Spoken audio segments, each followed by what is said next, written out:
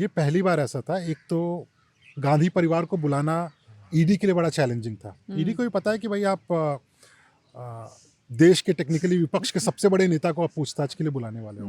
तो काफ़ी सोच समझ के बाद में, सबूतों को इकट्ठा करने के बाद में ईडी के अधिकारी ने हिम्मत जुटाई कि भाई हमें सोनिया गांधी और राहुल गांधी को पूछताछ के लिए बुलाना है। तो जब उनको पूछताछ के लिए बुलाया गया था राहुल गांधी को, और ये बड़ा इंटरेस्टिंग हो जाता है, किसी मामले में ना राइडर दे देती हूँ। देखिए अब मुनीश बताने वाले हैं वो जो 40-50 घंटे की पूछताछ है राहुल गांधी की, उस पूछताछ में बंद कमरे में क्या घटा। तो बाकी मामलों में देखते हैं, मामला कितना भी बड़ा हो या छोटा हो, किसी भी व्यक्ति को, आरोपी को, विटनेस को अगर पूछताछ के लिए बुलाया जाता है तो उसका बयान दर्ज करती है, 1 या 2 दिन उसका स्टेटमेंट होता है, उसके बाद में गैप दिया जाता है क्योंकि ईडी उसके जवाब देखेगी और उसके बाद में फिर होता है। राहुल गांधी से 5 दिन की पूछताछ हुई थी। हाँ मुझे याद है, इस सड़क पर सारे कार्यकर्ता थे और बहुत ही जबरदस्त तरीके से विरोध प्रदर्शन कांग्रेस ने किया था। लटियंस दिल्ली में ईडी दफ्तर के सामने टायर भी जलाए गए थे उस टाइम पे। वैसा विरोध प्रदर्शन हमने कभी देखा नहीं था। उस दिन पूरी दिल्ली जाम हो गई थी। इतना कि मुझे रिपोर्टिंग के लिए सुबह 7 बजे पहुंचना था, मैं 9 बजे तक पहुंचा था, जो कि बवाल बन गया था कि भैया पहुंचे नहीं। बड़े नेता सचिन पायलट, अशोक गहलोत, सबने फिर वही, जैसे अभी कांग्रेस ये एक शक्ति प्रदर्शन था, कांग्रेस के लिए एक शक्ति प्रदर्शन था, उनको इस मामले को राजनीतिक तौर पे भुनाने के लिए।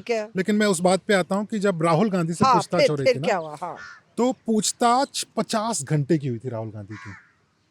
क्या पूछे थे? 50 घंटे की। देखिए सवाल जवाब जो है वो तो नेशनल हेराल्ड को लेकर था, और जिस कंपनी में डायरेक्टर बने राहुल गांधी और Sonia Gandhi, young India private limited, अब वो जो कंपनी है उसमें 38% यानी 38% राहुल गांधी और सोनिया गांधी उसमें हिस्सेदार हैं। ईडी वालों को ये लग रहा था कि आप जब किसी इतनी बड़ी पोजीशन पे बैठे हो, कांग्रेस के आला कमान हो आप, तो आपको इस कंपनी के डायरेक्टर बनने की ज़रूरत क्या थी। आपने कंपनी के जो शुरुआत की थी वो ये था कि आप मुनाफा नहीं कमाएंगे, लेकिन मोटे तौर पे बोला जाए तो 50 लाख रुपए खर्च करके आपने लगभग 900 करोड़ रुपए की जो प्रॉपर्टीज थी नेशनल हेराल्ड की, वो सारी संपत्ति आपके ऊपर आ गई। और ईडी ने जो आरोप लगाए थे वो ये था कि जो उन प्रॉपर्टीज से रेंट आ रहा है वो इनकी जेब में जा रहा है, उसका दुरुपयोग हो रहा है, गलत इनवॉइसेस बनाए जा रहे हैं, फर्जी तरीके से पैसा कमाया जा रहा है, इस तरह के आरोप लगाए थे। ये ईडी के आरोप हैं।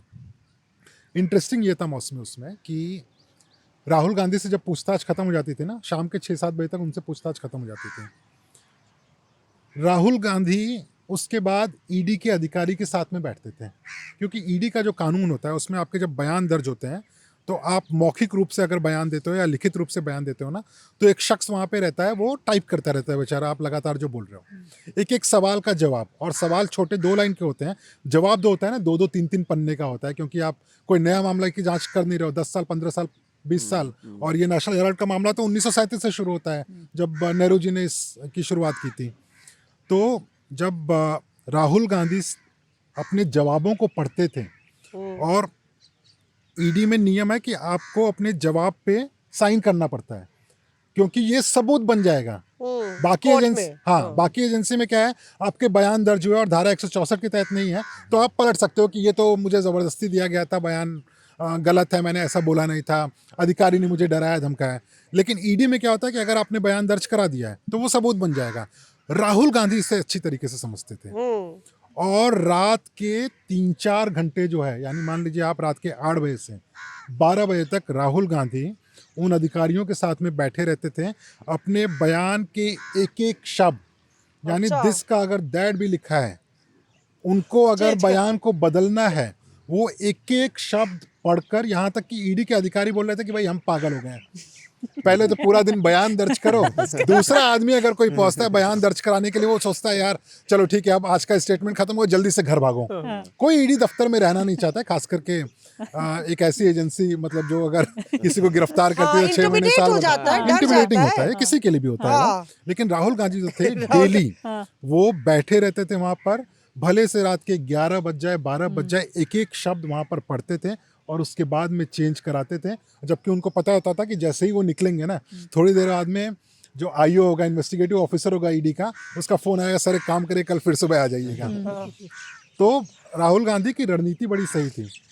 कल को अगर ये मामला कोर्ट में गया तो मेरे जो जवाब हैं उसके जरिए ईडी या ईडी के जो लॉयर हैं वो मैनिपुलेट न कर पाए कि भाई हमारे साथ में राहुल गांधी के ये बयान थे, इसके लिए हमें लगता है ऐसा होना चाहिए। इसका तो मतलब ऐसे तो मुनीश इन्वेस्टिगेशन के लिए एक रॉबर्ट वाड्रा को भी बुलाया है हाँ ईडी ने, हाँ और रॉबर्ट वाड्रा जो है वो प्रियंका गांधी उनको छोड़ने गई थी, उस टाइम भी काफी इतनी भीड़ हुई थी कि नहीं, इतनी भीड़ नहीं हुई थी। देखिए, रॉबर्ट वाड्रा का तो अलग ही स्ट्रेटजी रहता है। रॉबर्ट वाड्रा को जब बुलाया तो ईडी ने, तो रॉबर्ट वाड्रा ने बोला कि आज मैं पैदल चल के जाऊंगा वहाँ चल के पे जाऊंगा। अपने कार्यकर्ताओं के साथ में। लेकिन रॉबर्ट वाड्रा में ना एक चीज़ बड़ी खास थी, जितने दिन रॉबर्ट वाड्रा की पूछताछ हुई थी, ज़्यादातर दिनों में, और 2-3 सालों से उनसे पूछताछ हो रही है, रॉबर्ट वाड्रा को लेने के लिए हमेशा प्रियंका गांधी पहुंचती थी, गाड़ी से पहुंचती थी। ईडी के जो अधिकारी हैं उनको प्रियंका गांधी को अंदर जाने देते थे। रॉबर्ट वाड्रा से अंदर वो मुलाकात नहीं कर सकती हैं ईडी के नियमों के मुताबिक, तो उन्हें एक जगह दी गई थी, वहाँ पर बैठती हैं, वो काफ़ी देर तक इंतज़ार करती थी। और उसके बाद जब रॉबर्ट वाड्रा निकलते तो साथ में फ़ोटो ऑप भी होता था, दोनों पति पत्नी साथ में बाहर निकलते थे।